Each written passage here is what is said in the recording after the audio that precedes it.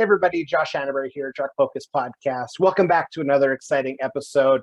I call it my special edition series, where I'm really fortunate to introduce over-the-road legends that are having a really positive impact in our industry while behind the wheel, but also doing different things. Maybe it's a positive mindset, mentorship, just different ways that they're having an impact. And I'm super excited for today's episode, where I have Mann on, who's a very experienced driver. Super excited to kind of dive into his story, but also how he's using his role as a professional to train other drivers and training them if it's a physical thing, so a diet, what to eat on the road, that kind of stuff, but mental, how to really just accept the responsibilities of a professional driver to ensure that they're operating safely. So stay tuned. We're getting ready to rock and roll. Thanks so much. Bye. Hey, good day. Welcome back to another episode of the Truck Focus Podcast. I'm extremely honored to have a gentleman that I've recently connected with. His name's Mann, join the podcast today. Les started driving in about the early 2000s, and he's operated over the road for nearly 21 years. So in that time, he's traveled about 2.5 to 3 million miles, which is a split between flatbed, dry van, reefer, but it also includes oversized loads, heavy loads on multi-axles. So he's a wealth of knowledge. In addition to being an over-the-road legend, Les is also currently pursuing his BBA online through Yorkville University. And when he's not away from his family, when he's not on the road away from his family, he enjoys spending time with family and friends. And Les, I just need to say this up front. I'm so honored that you're on the podcast today. A big part of the entire objective of this mission is to meet people like yourself that are doing it right, have a true care for people. So I want to say welcome. And yeah, thanks for coming on. Right. Thank you, Josh. Absolutely. So just to kind of start us off, can you just explain to myself some more and our listeners, like, who are you? Who is Les? Well, currently, I guess I'm a father of 4 kids. I have a wife. I got 2 cats and a dog. I've been trucking since early 2000, like you said. And yeah, I mean, that's pretty much where it's at. Basically, I have an interest in furthering my education and to, maybe changing what I'm doing in the industry over time. But yeah, that's kind of where it's at, really. That's awesome. So how do you manage, alas, first 4 kids, a wife, obviously pets, while being away? How do you find that? My wife's a good manager. Yeah. Yeah, she manages everything pretty much on the home front. And yeah, because I'm gone quite a bit. And my family's adjusted to this. I've been doing it a long time. This is all my kids. I've been doing this since my kids were born. That's all my kids know, really. So yeah, I know it has struggles at times, but it is what it is, and we make the best of it. Oh, that's awesome. So I need to ask, when in life 21 years ago, what decisions took place for you to decide, you know what, I'm going to get into the transportation industry and become a professional driver? Well, honestly, it's kind of something that's sort of been in the back of my mind for quite a while back then. I attended university, and I grew up in Nova Scotia, so I attended university down there, and I ended up moving to Ontario, as probably over half of my classmates do over time. Just not a lot of jobs down there. Like, the further east you go, the less jobs there is. And several now either moves up to Ontario, Quebec. So I moved up here, Ontario or West Alberta. So I moved up here, naively thinking I could continue my studies here. It was a 3-year co-op diploma. It was my problem I had when I moved to Ontario was that all my courses were all sequenced differently. So to finish off the 1 year I had left down there, I had to go to college up here in Ontario for 2.5 years part-time to finish off 1 year I had, literally. So at that point, I was tired of being broke. So basically, I got out of, I decided to kind of leave school, and I had a few jobs on the side. I was a security supervisor at one point, and I got a call one morning basically telling me that my position was terminated.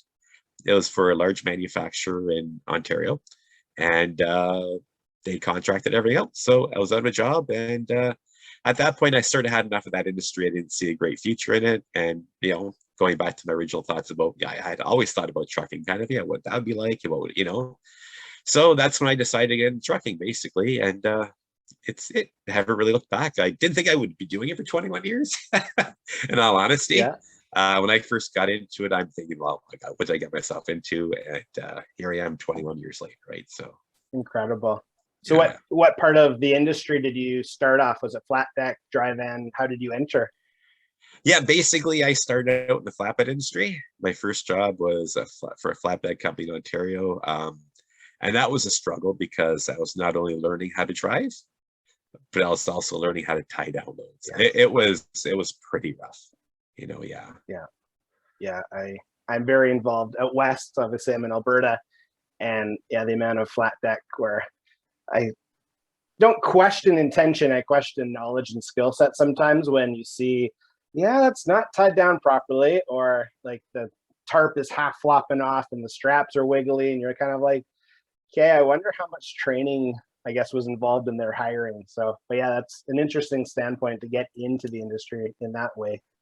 Um, Exactly. Yeah. And I was probably one of those people that everyone else looked at thinking, what is he doing? What's he doing here? And yeah, that's how I started. Those humble beginnings, right? that's right. Yeah, Yeah. yeah, that's how I started too. Was moving equipment, and you're kind of Yeah. like, I think that's right, but understanding tension, chain angle, all of that kind of stuff. That's yeah, it is a definite skill, and you have to learn it. You just can't guess. But yeah, Absolutely. humble Yeah. It beginnings. takes time. Yeah. Yeah. Yeah, no, for sure. So over the, I guess, last 21 years, where, I guess, geographically have you traveled to? All over Canada and all over the US. I've been in pretty much every province in Canada and every state in the US except for Alaska. I haven't gone up to the territories, but I've been up in Fort McMurray, Fort McKay, in Alberta there. And Fort McKay is about as far north as I've gone there. So I've been up there a few times in my flatbed days, taking machinery up there and stuff like that, right? So yeah. Yep. Yeah, oh, that's awesome. Yeah, I worked on site just outside of Fort McKay at an oil sands Okay. site. So I'm familiar with that neck of the woods for sure. Okay. Yeah. And do you prefer traveling south or traveling, I guess, west from where you are right now? South. Yeah. Yeah, absolutely. Yeah. Yeah. My two favorite places to go are Southern California and Florida, especially in the wintertime, right? Oh, You yeah. know, the trip to California is not so nice in the wintertime, especially if you're going through Wyoming and stuff. But once you get down there, it's great. And you can't beat Florida. Any time of year, Florida's great. Yeah, Yeah. except during hurricane season, probably right in the fall. But yeah. Yeah. No, it's true. So is it fruit, or what are you normally hauling when you go down to those necks? Well, right now, currently the company I work for, we haul a lot of French fries Okay. and a lot of orange juice coming back to Canada, basically. Right. Yeah. Okay. Yep. Yeah. That makes sense. Yeah. Yeah. The previous job I had, I worked for a company where they hauled cookies. So for a while, I was hauling cookies all over North America. So I was a pretty popular guy. You see the big cookie truck, right? That's right. And Yeah. during that job, that's when I really got to spend a lot of time in California and Florida. The company I worked for, we were delivered to independent distributors. So we weren't really going to loading docks per se. We were actually going to sometimes people's houses. Sometimes they would meet us somewhere to put the product in their truck. Wow. And sometimes it would actually be storage units. So you imagine semi trailer with 53-foot trailer trying to get these tiny little storage units. Well, that was me for about 5 years. So yeah. Wow.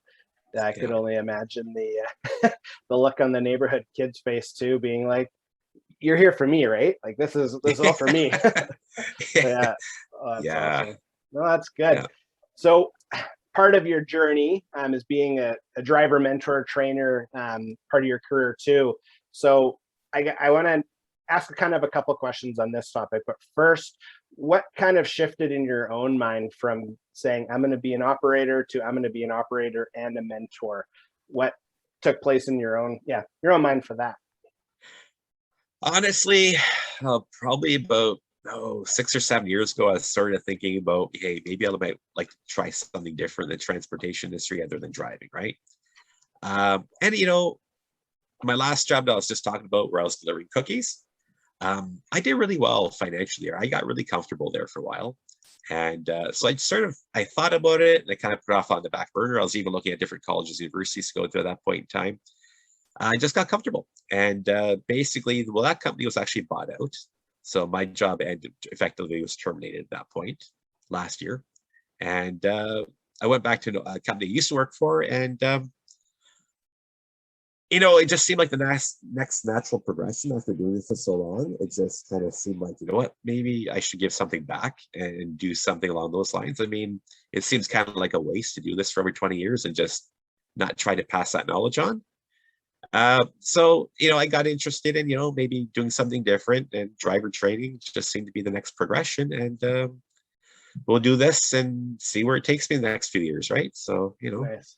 Nice. Yeah, good for you. I think that's one of the most crucial roles, especially independent with a carrier, is people that are, like you said, willing to step up to the occasion and share knowledge instead of, I find some people like to hoard, oh, it's mine, I can't tell you that secret. But being in your position, you get to experience, well, new drivers, I'm assuming, experienced drivers that may think they know more than you, when we all have the opportunity to learn. So that's a really awesome opportunity. Good for you. Absolutely. Yes. Yeah. Yeah. And like you said, there's a lot of senior drivers in our company. They just don't want to do it. So for whatever reason, and so it's even hard for, I think, companies right now to even find driver trainers, just because a lot of experienced people within their companies just don't want to step up and do it. Right. So, Yeah. I kind of decided to take that step. That's good. So would you spend like a designated amount of time with one person, or is it just like for one trip, or how would you manage that? Yeah, whatever time we need, basically. There's not really a set designated time. It's whenever I feel that, they're comfortable with going on their own, or I'm comfortable with them going on their own, and, upper management's comfortable with it too. Right. But we can spend as long as 6 months with one person. So, that's awesome. and sometimes I'm not the only driver trainer involved. Sometimes there's other driver trainers involved too. I might pick up with somebody after, they've been with someone else for a few weeks and continue on with them, and vice versa. So yeah, keeps things different, keeps things exciting, keeps things different, Yeah, absolutely. So how have you found that, just kind of in our current climate, we'll call it, dealing with obviously someone else being in the cab with you? You like going south, so crossing border, like how has that experience been as a trainer as well as a driver? Well, it's as a driver, being by yourself is kind of, you get used to being by yourself. Now all of a sudden I have somebody else in the truck, and it's a challenge at times. I mean, you're living in a little mini house kind of thing, right? The back of a sleeper cab's not that big, but you make the best of it, you manage, and it's an adjustment you make, and you just move on, right? Yeah. No, that's good. That's a really good mindset too. And I think that's one of the things that drawn me to our conversations initially, is just you have a really good attitude on, okay, I see it as it is. Okay, yeah, we can get through it. I can pick that up from you. Where some people just kind of freeze in fright, or discomfort really rocks their world, where you seem really concrete, which is awesome. Yeah, I think that goes back to my younger days. I spent a few years in the military reserves through high school and college, and you sort of get that can-do attitude kind of thing, right? I think that's where that comes from. I think that's where a large part of my work ethic comes from too, right? Just learning back then that, things just don't come easy. You have to work for them, right? Yes. Yeah. No, okay. Well, thank you very much for that. I didn't know that. So thanks for sharing. Because okay. Yeah. No, now you do. Not everybody does. No, and that speaks volumes too, because it's absolutely true. Where work ethic and just dedication and service and honor, those are really good traits. So that's awesome. So in your experience with, say, someone's fresh, well, we'll call them fresh out of school, or not as much experience as others, what are some key things that you find, and you can share what you're comfortable sharing, but what are some consistent things that you like, okay, I need to train them on this, this, and this, or how do you determine, I guess, what needs to be trained? Basically, usually within the first day of their driving, I can pretty much figure out what they need and don't need. I'm in my current job now, I'm training a lot of newer drivers, like drivers that have been literally just out of driving school for a few weeks kind of thing, right? So that's been a little bit of a change for me. I have trained drivers in the past, not necessarily how to drive, but how to tie down loads, how to do flatbed work and stuff like that with those companies. In the past, I've taken drivers out for 1 or 2 weeks at a time and just showed them how to basically do all that, right? And until the company felt they're comfortable on their own. But currently, I'm training like new drivers. So this is something that's a little bit of a different for me. I was concerned that, one of those initial thoughts I had was like, oh my God, like, what am I going to get myself into here, right? And honestly, it hasn't been that bad. But the biggest thing that all of them share in common is backing up. That's the biggest problem. You just don't get enough practice backing up.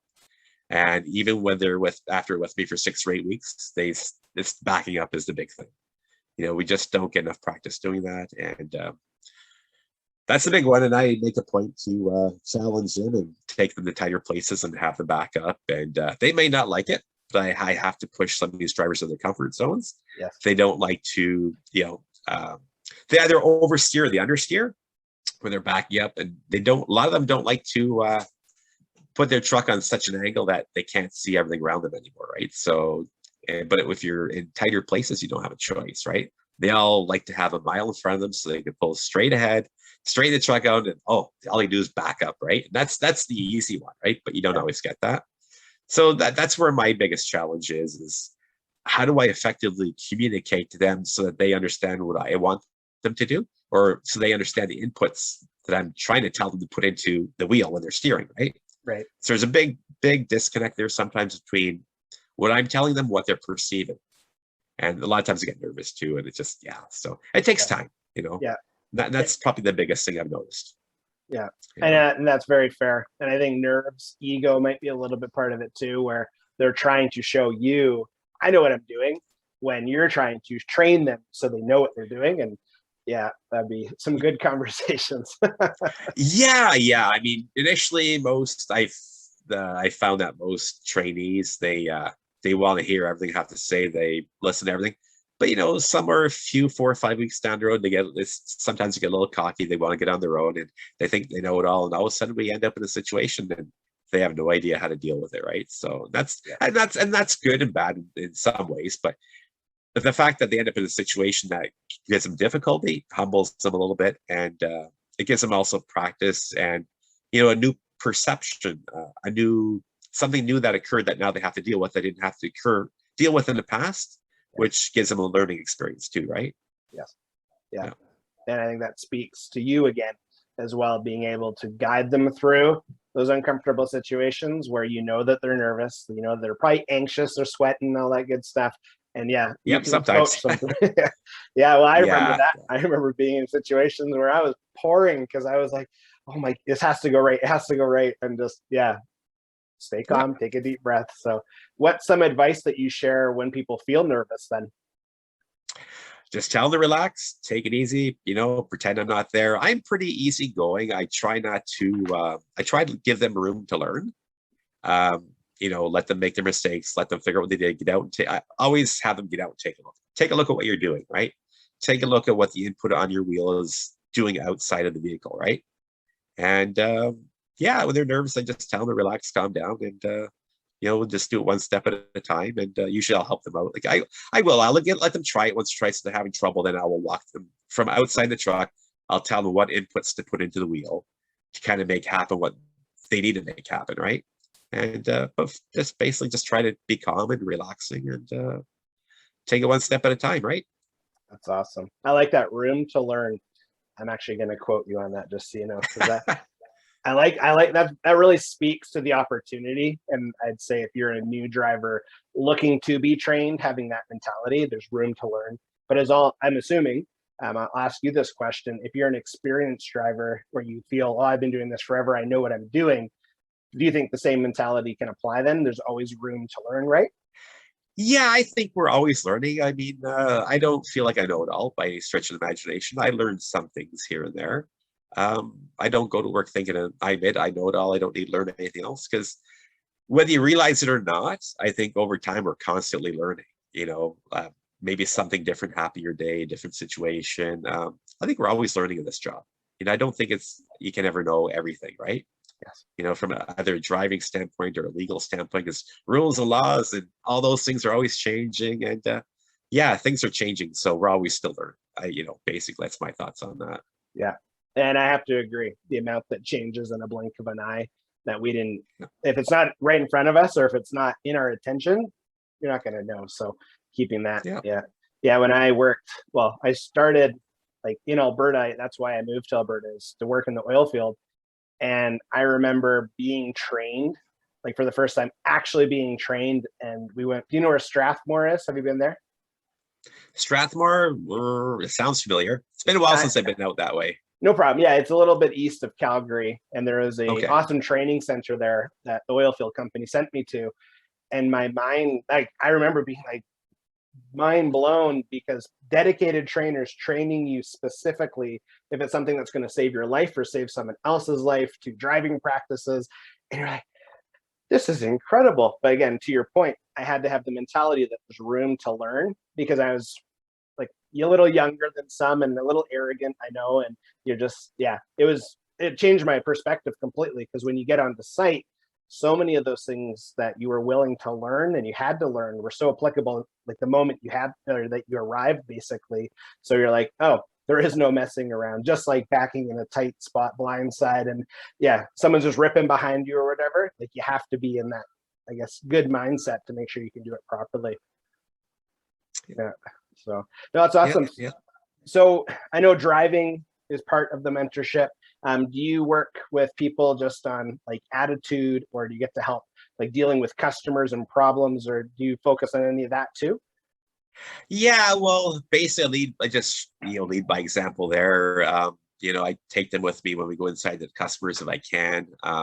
With COVID-19, a lot of times they don't want any more people inside the buildings than absolutely required. So when I can, I take them in and just show them, from example, how I deal with customers. And big thing is just be polite. As long as you're polite, usually they're polite. Everything gets reciprocated and everything goes smoothly, right?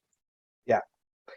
Yeah, I'm very involved in that environment too, and I totally respect. Normally, a shipper's receiver's office is no much bigger than the office space that I'm in right now, and yeah, everything had to change really fast. So Yeah, that's yeah. why I wondered like how.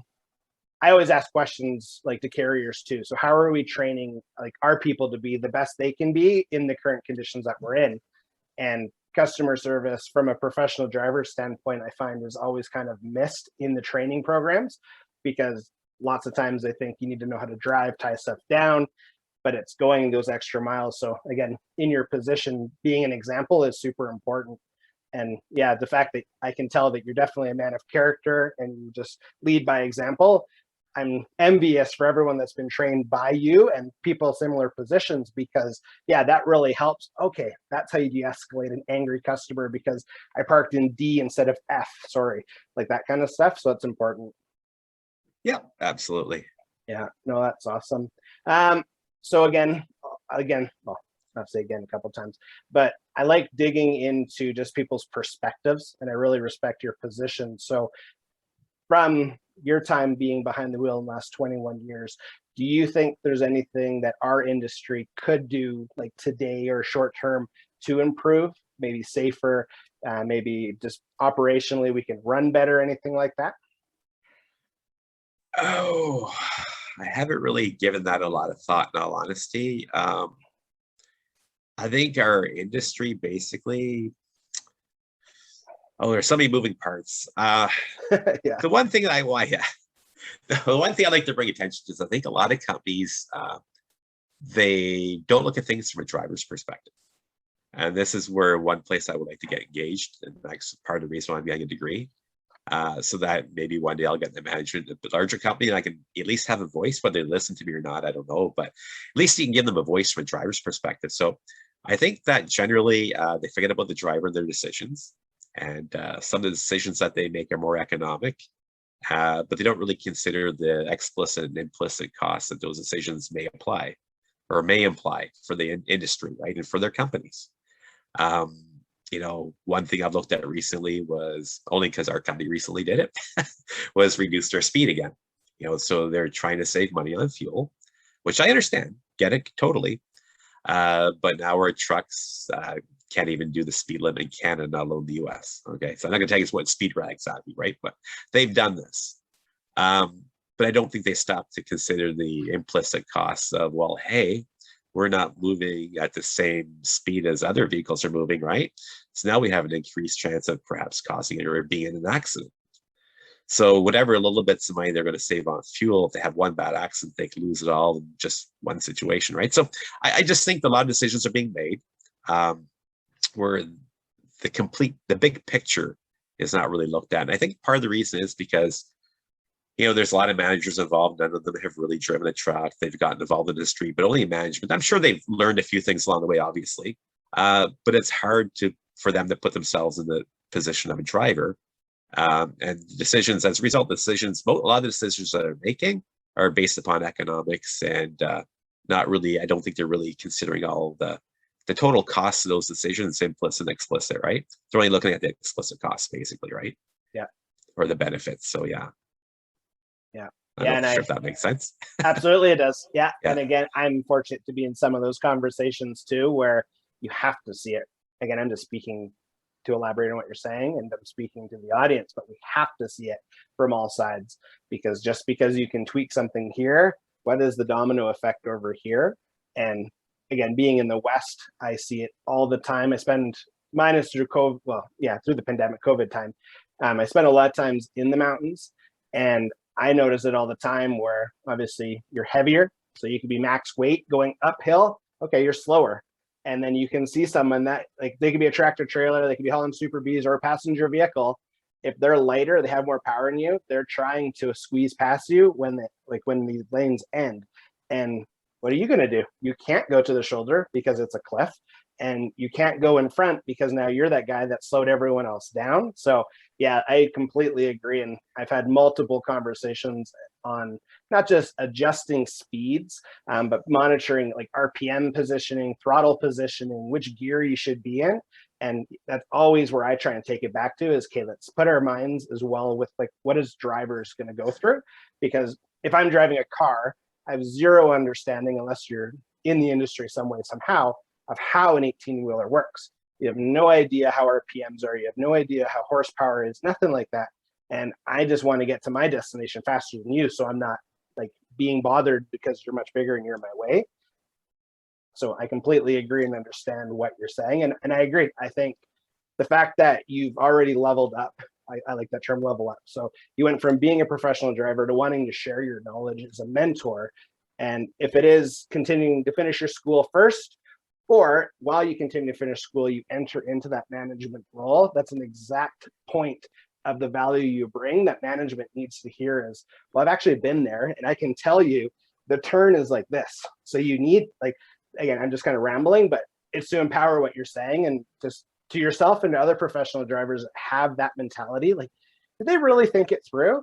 Don't be afraid to ask that question, because again, they can have a lot of outside counsel. A manager that drove 21 years ago, they drove for a little bit, then they've been in management for a while. They may have forgotten just the pressures of what you would face and others face behind the wheel, that I strongly believe carriers need to keep in perspective. And yeah, I think that goes, well, you can talk from law enforcement standpoint, government standpoint, like shippers, receivers standpoint, you can bring that exact mentality less to a lot of those conversations. Absolutely. And that's something that's kind of my whole goal here, is at least provide that voice. And, at least whenever they make decisions, they can look at the total picture instead of just looking at maybe 3/4 of the picture, right? Sort of thing. Yes. Because all too often the driver gets forgotten about, and we just get looked at as like a gear in the machinery, basically, right? And but yeah, in the real world, some of those things can put a driver in a truck in awkward situations, and so there, I'm sure there's smart decisions that can be made, or decisions I see that can be made a little bit smarter. It just doesn't seem like some of the companies take into account the big picture. That's kind of where I would like to come from and offer that perspective, and kind of go from there, right? That's awesome. And I would love to advocate for that too. So if that means just throwing it out there, if you want to do this again and we talk about specifics, totally down. Sure. Because I think so there's a lot of conversations that could be had. And one of them is, what is driver retention? Is there a driver shortage? And that whole kind of circle of conversation. And I think, again, just speaking from experience, one of the best ways for drivers to feel valued is by being involved. And when you have 13 hours in Canada, anyway, of drive time, that's a lot of time to think of really good solutions to problems that most carriers didn't even know existed. Like, oh, that's a good point. And yeah, if you want to ever, again, do this again, where we can highlight this is Les's thoughts, let's do it. Because yeah, it's when you come from a good intention, not a vindictive intention, but your intention is to help. And if it's helping the company or helping the industry, then yeah, we all need to work together to really spotlight that, because it's rare that you feel comfortable to speak. Because I talk to enough drivers that are like, I don't think they'll ever listen. It's like, I promise you, carriers will listen. We just have to paint the right picture. So yeah. Absolutely. Yeah. And when you approach a carrier, it's like they want an educated solution they don't want a half-baked solution. I mean, don't forget they're looking at they're looking at a different part of the picture that we're not seeing, and we have to put ourselves in their position as well. Yes. And to try to understand what they're looking at, what caused them to make this decision. Yes. And to basically maybe fill in the blanks for them as to why maybe they could have made a decision in a slightly different way, which would have benefited everybody. And the policies that carriers create have a direct effect on recruiting and retention. It affects drivers in a big way, affects driver morale, affects everything. And I think that's just something that gets forgotten about. And I think, one of the best things a carrier could probably do is treat their drivers as humans, first off, and maybe treat them as a partner and try to learn from their drivers, right? Keep that door open. Because if that door is not open or drivers don't feel safe or don't feel valued, they're not going to share their thoughts and opinions, right? And maybe half of them might not be valid, maybe not have been fully thought through, but you'll get that one opinion maybe out of every 10 that, hey, maybe we should think about that, right? Exactly. So yeah. Yeah, no, I completely stand behind what you just said, Les. It's very true. And that's one of my favorite things to say is we're all human. So yeah, absolutely. Let's work collectively, because at the end of the day, you have 4 kids and a loving wife. You have animals that you're going home to. And what you're delivering is going to feed someone that probably has someone they love, some animal they love. So if it's oranges and cookies, okay, the potatoes, there's a bigger play here. And I think, keeping the humanity factor front of mind is super important. So thanks for saying that. Yeah. I appreciate that. So one of my favorite questions to ask to anybody is, what advice would you share to someone in your position? So for driver trainer mentor to driver trainer mentor, what's some advice that you would, and again, what you're comfortable sharing, to someone else that's maybe looking to do it or it's been doing it in that position? What's some advice you'd want to share? First off, treat everybody how you want to be treated, number one. Basically, I try to think back to what it was like when I first started driving. I never really forgot that. I always think back like, geez, like how was I in this situation? And the truth of the matter is that, I wasn't performing much differently than most new trainees are out there now, So I always try to, go take yourself back to when you first started driving, so that way you can relate to the driver trainee a lot easier. You have to have patience. Patience is the number one thing. Because trainees, everything they do is slower, and it has to be because they're learning, from a safety standpoint, especially, and just have to have patience, put yourself in their position, and treat them as you'd want to be treated, and keep a good attitude so they can see that, and just keep on training. Try to find better ways to communicate what you're trying to get across. Try to maybe use better words, or I'm still working on this, by the way. No, yeah, it's good. Just it's getting that communication going in the way that the trainee can relate to, so that they understand what you want from them, and and just coaching them through different situations, right? Nice. Because almost every situation they're going to see is going to be new to them. Nice. Where we might, as experienced drivers, have seen these same situations maybe 100 times already, right, or more, right? But to them, it's always going to be the first time, or more often than not, it will be a first time, right? And you just have to communicate, patience, treat them the way you want to be treated, and think back to what it was like when you first started training, so you relate to them better, and just just keep on doing what you're doing, basically, right? That's awesome. Yeah, such good advice, Les. Thank you so much. And I like talking to people that say things that I say or think like I think, because I'm like, okay. So as you can maybe tell, I make a lot of notes as people talk, because I like remembering, and that's how I learn. And a lot of things you just said right there, it's like, yes, because again, speaking from experience, it's like I'm like, I remember when I was getting trained and every second word was an insult, and you hear, what's taking you so long? And I'm like, I'm learning, and I want to do it right, because I don't want to get hurt. I don't want to get fired. I don't want to damage something. Like, you have your reasons. And I think that's super important advice. But that gets me fired up. So I appreciate that. Well, the one thing I remember when I was first getting trained, I spent about 5 weeks with a driver trainer. I remember he was just so impatient. so impatient, and he snapped at the littlest things. And I think to an extent, the industry kind of, I think, we're under stress at times, and being away from home, dealing with different situations. I think over time, maybe uh, our um, our patience erodes a little bit, so we have to keep that in check. But all I can remember, he was always angry, and it wasn't really at me. He was just angry. He was impatient, and it just didn't make for the greatest experience. So I kind of like to hope I didn't get that way. So I always keep that in the back of my mind. I try to create a comfortable environment for trainees so that they don't feel that they're under pressure, or, and I always let them know, you get yourself in a situation you can't get out of, I'm there. I'm there to help you. If need be, I will get in the truck and I will fix this for you. But I want them to basically learn from that, right? So yeah. Yeah. So yeah. Well, that's power. Thank you, Les, for that.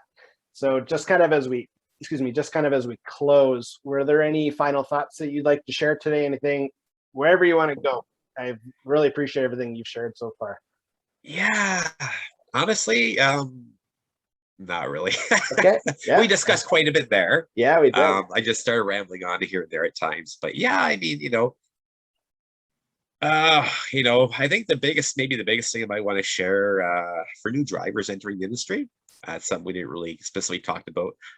For a new driver entering the industry right now, it's going to be a unique experience. It's not going to be like, unless you're in the military or something before, it's going to be a whole lifestyle change. It's not going to be something that they've experienced. My best advice: just take it one step at a time. When I first started, I mean, for first 6 months, I didn't know whether I was coming or I was going. I didn't know if I was going to last, or I really just, everything was, there's so much. I was naive, and I basically thought that, hey, how hard can driving a truck be? Just make your turns a little wider. You're up a little higher. It shouldn't really be a big deal. Well, that was a pretty naive thought, and I'm sure maybe a lot of newer drivers, trainees who get in the industry probably think the same thing. Well, how hard can it be? But there's a lot more to it. I mean, an experienced driver can make things look easy. But when you actually do it yourself, like, oh my God, like, I'm missing like 3 steps in between or something, right? Yes. So basically, for them, it's going to be completely different what they're used to. So they're going to have to make adjustments. It can be a rewarding career. You can make, good money at it. There's no secret. Truck drivers can make good money. There's a lot of work involved, and you'll have to keep continually improving. And, it probably takes, I think it really takes probably 2 or 3 years before you get really good at what you're doing. The first year, you're primarily learning. I mean, first 6 months, you're probably a train wreck. After that, you're sort of getting comfortable. And then for the next 2 years, you're just getting better and better. You're experiencing different situations. And yeah, so take it one step at a time. Don't get too freaked out. And it's going to be something different. You're going to have to make adjustments. But, there can be a rewarding career there for you at the end of the rainbow sort of thing, right? So, yeah. That's awesome. Yeah, it's fantastic advice. And I really appreciate you closing with that, because it's very true. And we need, in my opinion, and I think yours, we need more drivers, and they need to be trained, though. They need to be, brought up grassroots. Let's do this the right way, not just as you probably experienced. And I remember experiencing also, like, I'll just wing it. Yeah, it looks fine. So, but yeah, I appreciate that very much. Yeah, absolutely. I think in the climate today of regulations and stuff, and liabilities, I think companies are taking a more proactive approach in their training, at least the ones I'm around anyway. Yep. When I first started driving, you go with the trainer for 4 or 5 weeks, whether you're ready or not, here's the keys, go. Just don't hit anything, right? Yep. These days, I mean, the company I work for now is willing to spend up to 6 months with somebody. So I think there's a big shift there. And, they want to make sure that they put your drivers out, and they're not going to be a liability for the company, right? So, and public perceptions are big things too, right? Yeah. And yeah, so there's been a shift in that area, I think, in the last probably 10 years, probably. Yeah, no, I completely agree. And I'm all for it. I think being invested in is a great feeling. And that's how you build loyalty, and obviously great working habits, as well as your expectations. And yeah, I think that's, you're leading for success versus you're hoping, okay, just don't hit anything. It's like, no. I'm going to Exactly. set you up to be a winner here, and think long term, because it's just, it's good. So, but yeah, Les, I just really appreciate I love honesty, and I like the fact that some of my questions were things that we kind of had an initial conversation. It was awesome, so I could get a really good vibe on just your personality and where I thought we could go. But you did a wonderful job just really explaining your thoughts, your confidence in the industry, in what you do, as well as in new drivers, experienced drivers that need to get trained. So I really appreciate everything that you shared today. It means a lot. All right. Thank you. Thank you for having me. Absolutely. So, but yeah, so just kind of as we close, are you comfortable if anyone does have a question, if they want to contact myself and I can kind of do an email introduction kind of thing? Sure. Yeah, that's not a problem. Sure. Okay. Okay, awesome. So yeah, anyone listening, Les is available. So I just ask that you send me an email. I'll gladly put you in contact with Les.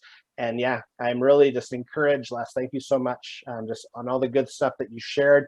It's just nice to see again your perspective, your expertise. And yeah, I'm looking forward to having further conversations. All right. Likewise. Thank you. Hey, thanks. Okay, well, thanks everyone. Have a wonderful day. Well, that's all for today's episode. Thank you so much, Les, for coming on. Honestly, I'm blown away by your story and your dedication just to creating a safer industry by really mentoring and empowering new and experienced drivers, depending on where you are. Thank you so much for sharing just different insights and guidance that our industry can really accept, adapt, and utilize. It means the world. So thank you so much. And just, again, as an advocate for professional drivers, I'm just so honored that you took the time out of your day to have a conversation with myself. Anyone else that's listening to this, thank you again for all of the support. If you are watching this on YouTube, I ask that you subscribe to the YouTube channel just by pressing that little red button, because the greater the impact, the greater the following, the greater the impact. And if you're listening to this on any other platform, I do ask that you like, you share, anyone that you feel that needs to hear Les's message from today's episode, I ask that you just put them in contact, send them this message, send them this video, and yeah, we're good to go. So thank you everyone for all of the support. And as always, if you ever need anything, please reach out. We include all of our contact information in the notes for these clips. And again, thank you so much, Les, for coming on. Have a wonderful day. Bye.